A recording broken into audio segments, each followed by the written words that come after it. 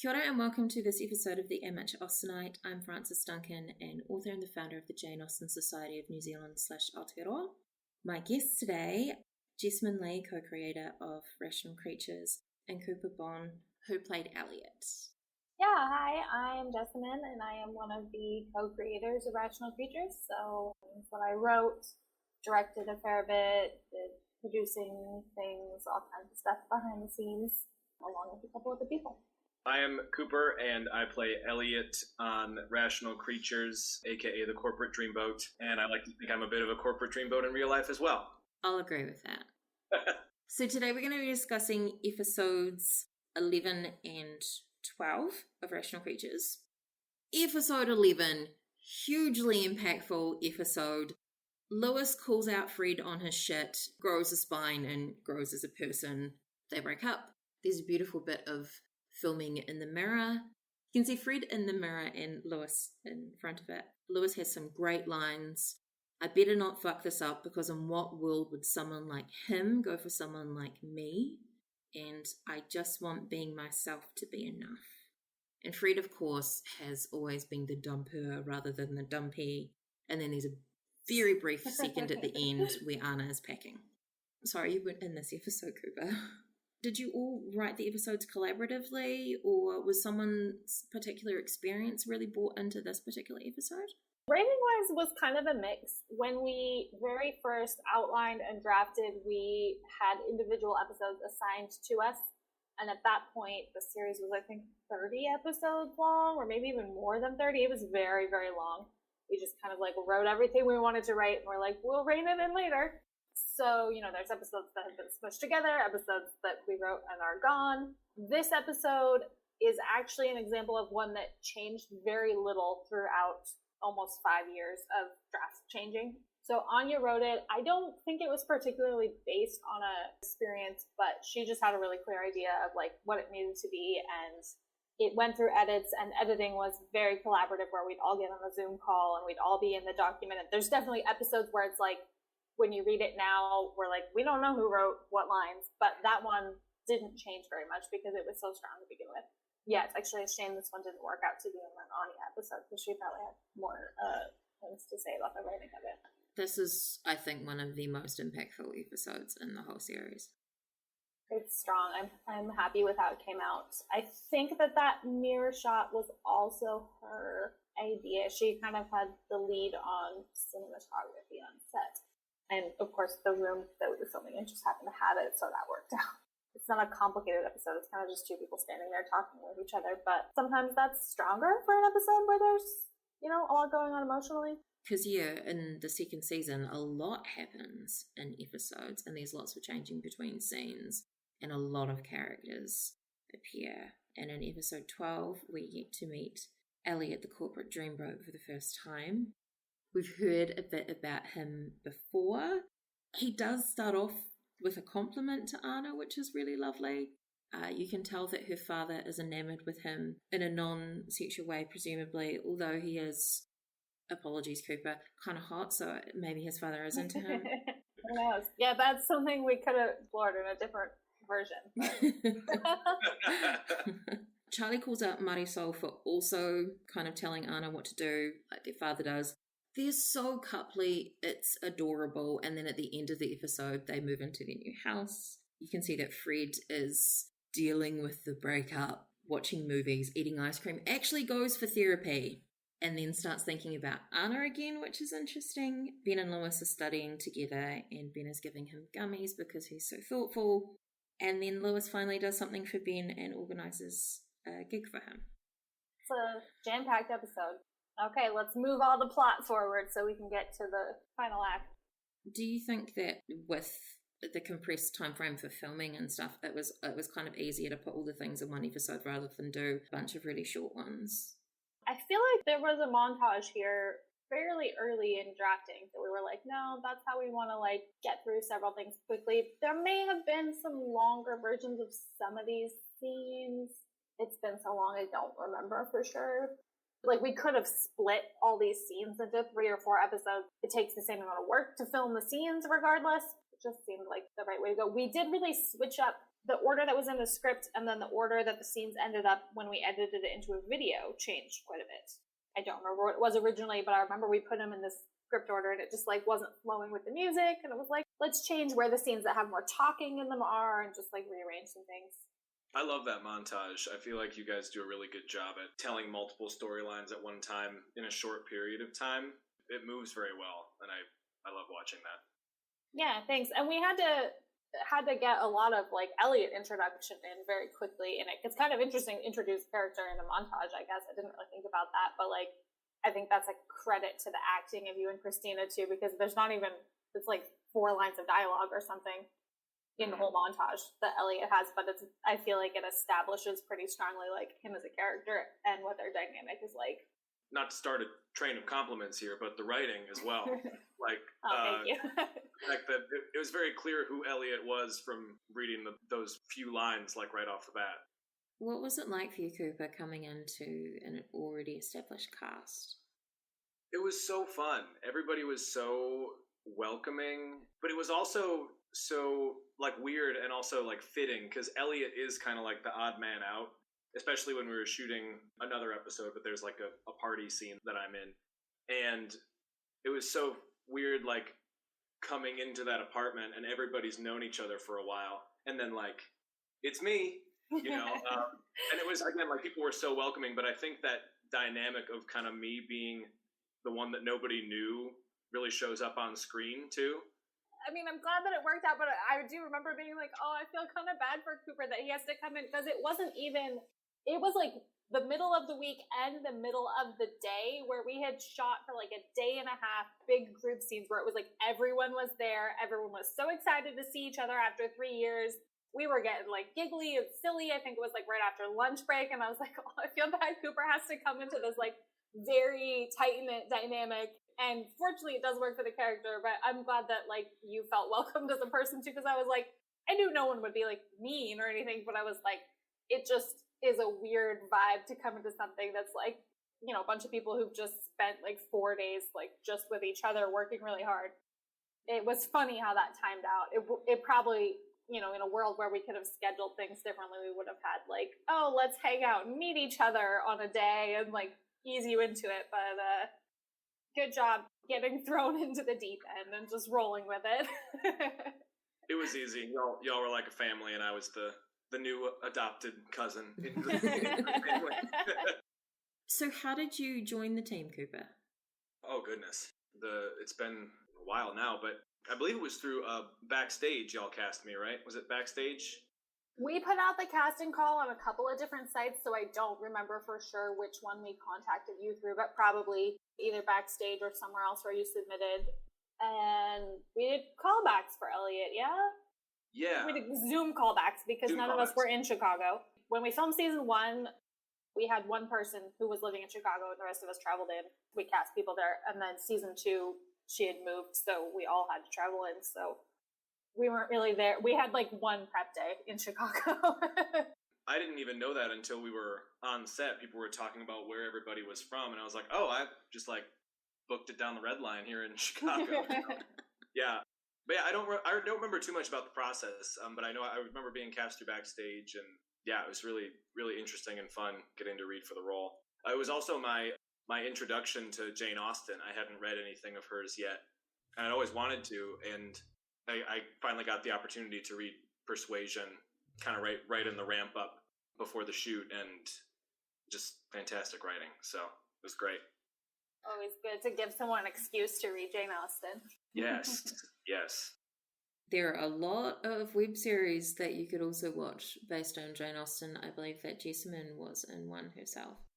Don't watch the other one. Don't watch it. It was my first project. It was a great learning experience. The final product is pretty shaky. And now almost 10 years old. So, you know, it was what it was. And it was very much in that era of, I don't know if we've talked about this, Cooper. There was like kind of a trend of these web series that they were all vlog episodes. Like, you know how we have the flashbacks? It was like the whole show was like that. There was a big Pride and Prejudice one that was like produced a little bit more professionally, and then it kind of launched this whole community. So it was very much like me and a couple friends with a camcorder recruiting all our high school theater friends to film scripts that we were writing like 2 days before we shot them. Like it was rough, but it was fun. But there's parts that I'm proud of, but there's a lot of that I'm just like, what were we doing? You're making me want to watch it more, honestly. Like, well, I'll leave that up to you. I'm sure you can find it if you try. Yeah. I love that you did it though, and it's such a great learning experience because then you've gone on and done so many other literary web series. That's true. There is kind of a certain thing with creative work where sometimes you just have to make some work that's not your best to learn how to do better. But yeah, whether it's an enjoyable experience to watch now, I don't know. I have my own kind of cruddy, shaky web series out there as well. Oh yeah. I will not be saying the name of it. You'll never find it, but go yours is well hidden. Also, like 10 years ago, and yeah, like I said, learning experience. Yeah, the internet and technology has made getting into those kind of things so accessible that there's so many resources to learn how to do stuff like that, which is great. I think that the vlog format made it so much easier because it could look kind of crappy because you're like, oh, I'm just recording on my phone or my computer, and you don't need a big set. That very much was kind of like, okay, we don't have to have equipment, we don't have to have, all these things. But it was like, okay, we're just going to film in our bedrooms and our living rooms, and bless all of our parents who were like letting us use houses, and it was crazy. But I wish that we had taken a little more time with polishing the writing. Even at the time, I was like, oh, this could be better, but we're like pumping it out so fast that we don't have time to like polish it up. And sometimes I look back to it and I'm like, man, I made my friends do this acting that like I made them do these scripts that were like so bad, and like I'm sure they knew, because there was a couple friends in that too who were like quite, a little bit older than me and fairly experienced writers themselves, and I'm like, I know that they knew that this was not good, but they just went along with it anyway. I loved that period of kind of experimentation, though, of everyone going, oh, we can do this. And it gave so many creatives the opportunity to just do it themselves, which you see so much more now on the internet. People are like, oh, yeah, I can make a thing. Sure, why not? I've got a camera on my phone. Yeah. The community was really great, and that's, how I know all the other creators of this show. We were all fans of each other's shows and other shows, and met through various different. I did a podcast with Anya. Hazel was making like GIFs of shows on Tumblr, and she made some of my show, and like it was all very internet community stuff that connected us. So that's that's the best part of all of it, was making friends and collaborators. I've always like secretly hoped that someone would do a web series and like reach out to me to help. You need to just start your own and just put out a call. Just say, who else wants to work on this? And people will join you. People will give you advice. That's how I worked on something. Oh, Hazel's first show. She put out a post on social media like, hey, does anyone else want to write for this? And I was like, well, I made one series. I don't know if it's good, but I'll try. And, the rest was history. So that is very cool. Yeah. Realistically, I probably have too many projects already. Well, yeah, there's also that. That's such a problem, a blessing, a curse, whatever it is, I think, for most creative people, to just have so many more ideas than you can ever possibly execute. Yeah. What are you guys working on? Do you have anything you'd like to promote? The one thing I have going on is my buddy and I are both tour guides for the Chicago Cubs, and we do a little TikTok and Instagram series called Old Fan, New Fan, where he plays a lifelong Cubs fan and I'm a new Cubs fan.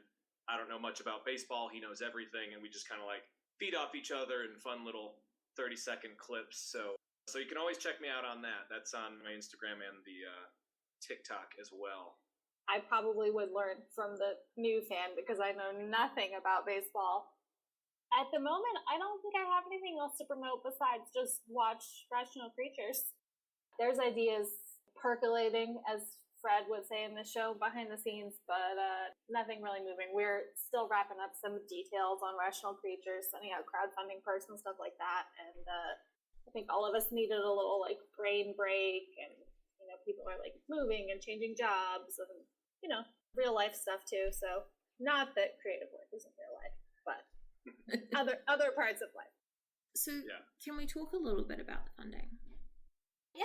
I can't remember how I came across you guys, but I contributed for both seasons. But obviously, Austin inspired, so in my realm. Yeah, somewhere. So you used, is it Seed and Spark for both season 1 and season 2? We've been developing this project since summer of 2017, so it's been through a lot of versions. The very first things we did were apply for a couple of grants. We're such kind of an unusual project that it's hard to find stuff like that that's a good fit for a web series. Or if it is for a web series, it tends to be like for something that's very much comedy. Web series as a general medium have kind of fizzled, and it's a weird one. It's in a weird space. So applied to a couple grants we didn't get, and then said, okay, looks like crowdfunding is the next best option. We put together, again, at this point, the show was very long. I think this was when it was still like 30 episodes. So we put together a crowdfunding campaign, and our goal was just like way too ambitious for the amount of audience we had. And without having like faces attached to it, it was just like, well, this is such an unknown project that we got some support, but not enough to like get it. It was one of those where you had to hit a certain threshold to get any of the money. And we wouldn't have been able to make it with a lot less anyway. So that was not successful. And that was, I think, summer of 2018.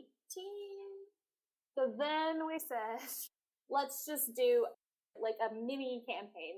We've kind of established all this stuff about a campaign. Let's just put up like a PayPal link and say, if you pledged to that last campaign or you're interested, we're just going to do like kind of a pilot season. If you're familiar with TV pilots where they produce one episode kind of as a proof of concept to say like, do we want to fund the rest?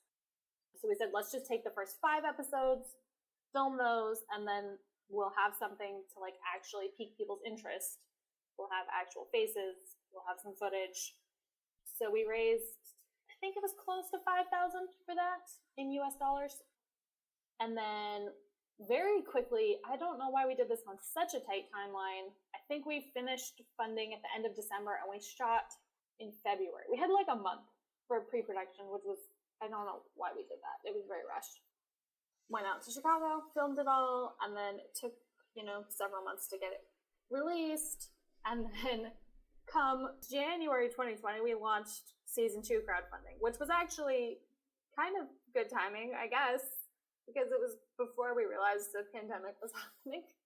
I think we finished that campaign, and it was actually quite successful, again, because it wasn't trying to be such a huge chunk of money at a time. We finished that, I think, like mid-February. So it was like really right when things were when people were starting to be like, what's up with this virus? Yeah, we had the funding and we just couldn't do anything with it for 2 more years or another year and a half. Fortunately, we actually brought in a little bit more than we had planned on that campaign. We had like the green light threshold, and then we brought in, I think, basically to like the full goal, which was like 100% and 80% or whatever. And fortunately, we had that because we ended up needing a little more buffer. More people had to travel in. We had to like buy COVID tests, and there was some things that were more complicated than we had planned. So it was good that we had a little buffer money that we hadn't expected, actually. I forgot about that. Part of the reason why it was a little weird when I first arrived on set was because I immediately had to like go to a back room.